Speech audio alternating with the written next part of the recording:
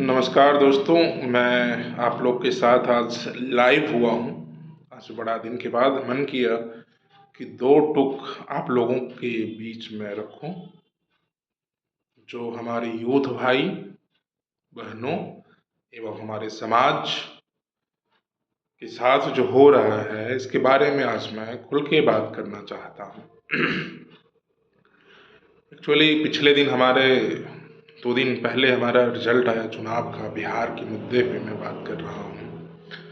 एकदम से ऐसा लगता है कि सटीक एग्जिट पोल आया बीजेपी का, और जो उनने कहा कि 200 पार तो 200 पार, और तेजस्वी को 20-30 सीट आएंगे तो उनके वो सीट भी वैसे ही आए।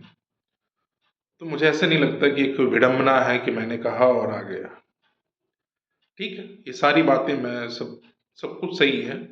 चुनाव आयोग ने कहा कि टोटल वोटर भी है कितने, तो 7.42 करोड़, और फिर लास्ट में वोटिंग किस में बात करते हैं कि 7.45। ये 3 करोड़ वोटर कहाँ से बढ़ गए? ये तो चुनाव आयोग को ही मालूम हो सकता है, आपको या हमें तो नहीं मालूम है, क्योंकि उनकी वोटर लिस्ट को संख्या में उनने कटिंग और पेस्टिंग जो भी की है वो तो चुनाव आयोग ने किया है, कोई पब्लिक नहीं की है। आज हमारे देश में कोई अपोनेंट लीडर जो है, कोई विपक्ष नेता जो है, मजबूत नहीं है किसी एक भी पार्टी का। बिहार का एक विपक्ष मजबूत था, लालटेन छाप, आरजेडी, राष्ट्रीय जनता दल, वो भी खत्म हो गया।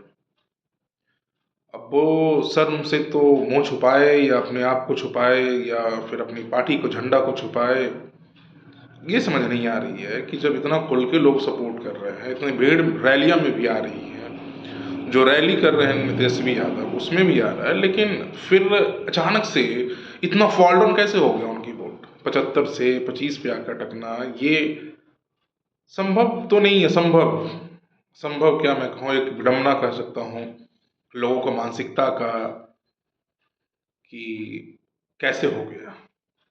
कहीं ना कहीं बहुत गहरी मुद्दा की सोचने की बात है कि हम कर क्या रहे हैं और हो क्या रहा है।